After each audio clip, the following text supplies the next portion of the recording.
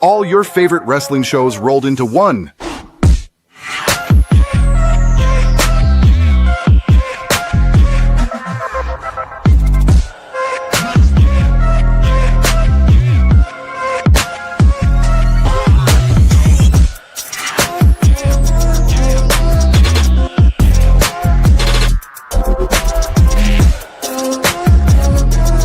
Welcome to the We Book It podcast. Let's start the show.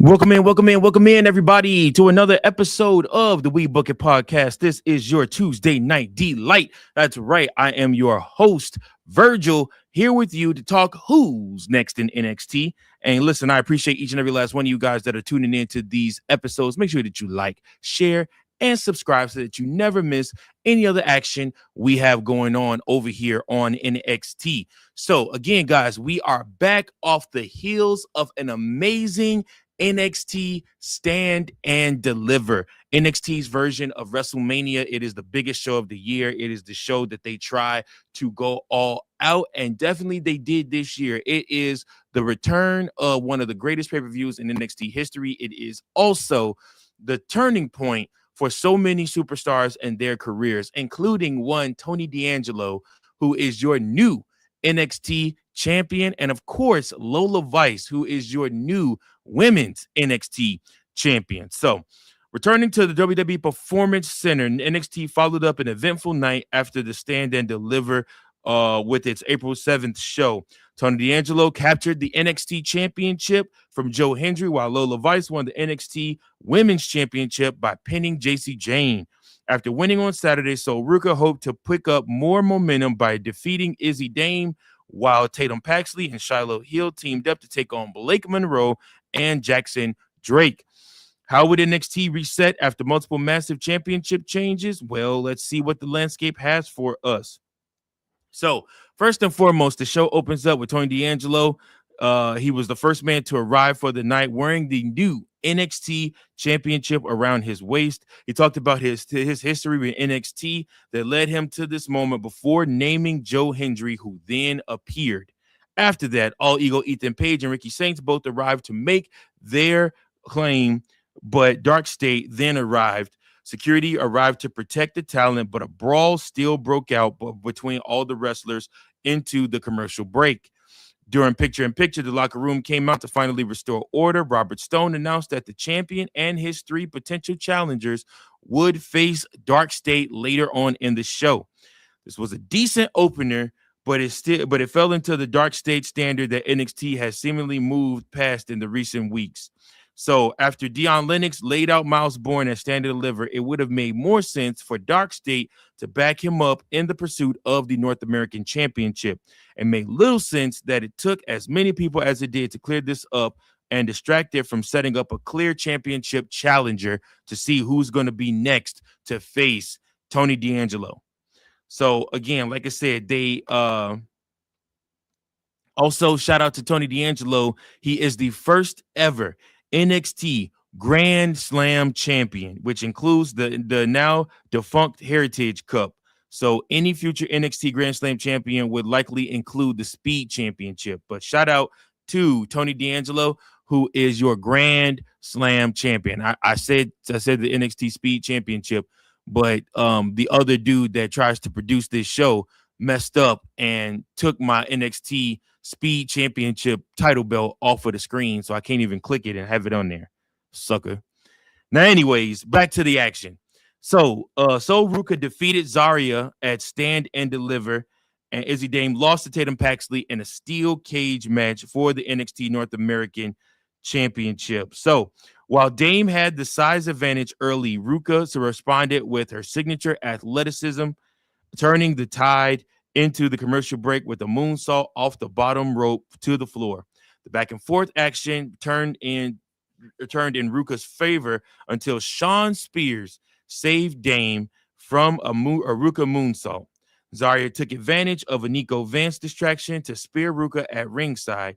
Dame oversealed the upset win for Dame. Afterwards, Zarya told Ruka that she would tell her when this was done, sealing the statement with a forehead kiss. So clearly, these two are not finished at all. So Ruka and Zarya still have much to go about with each other, which I don't hate.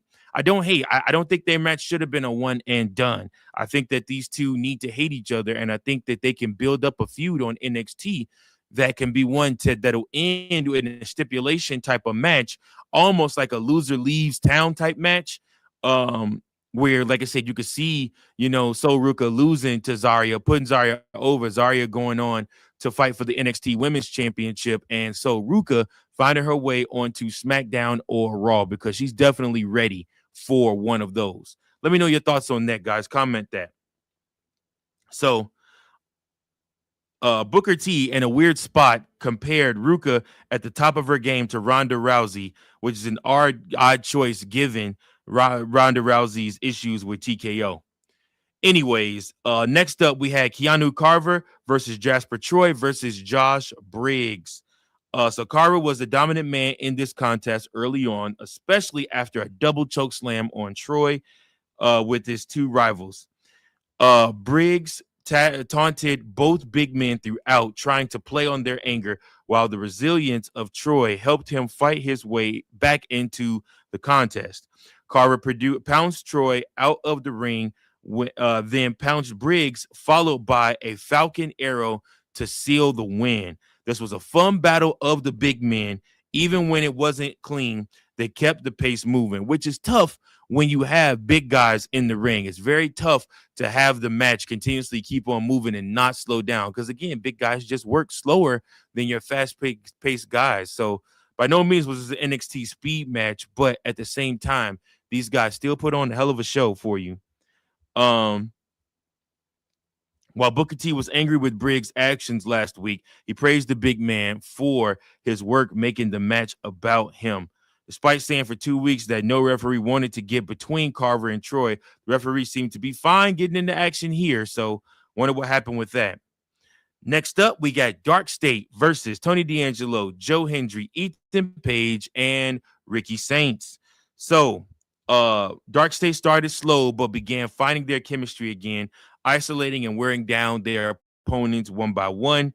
As they isolated Joe Hendry, Lennox took a cheap shot at Hendry before Miles Bourne arrived to run off Lennox. This allowed D'Angelo the hot tag, and the champion sent the three remaining members of Dark State flying and nearly won with the forget about it on Sugars. Hendry helped clear the ring, setting the stage for a spear and spine buster. Page got the blind tag, attacked the champion, and won with a twisted grin on Sugars. Afterward, D'Angelo laid out Page and stood tall with the NXT Championship. So with Dark State back in full force, only immediately to lose, I wonder what was the point of putting them in this match. I know that they want to make Tony D'Angelo look as strong as possible as champion. However, I do question this booking in this match. So we'll see what happens with that. Clearly, those four men aren't done with each other yet. So we'll see. Next up, we had the men's in speed championship tournament. We had Lexis King versus Chaz Starboy Hall. So this was all Starboy for the first 2 minutes, but King saw his opening when he caught Hall diving with the boot and hit the coronation for the victory. Even the best speed matches can only deliver so much because of the time limit constraint on them. So clearly NXT wanted to highlight the debuting Starboy. So King bumped for him all the way to the finish where the NXT veteran then hit him with the boot and prevailed. So it makes sense for King to advance for the sake of Birthright's credibility, and it would be not shocking for him to even capture the men's speed NXT championship. So we'll just have to see what happens with that. So,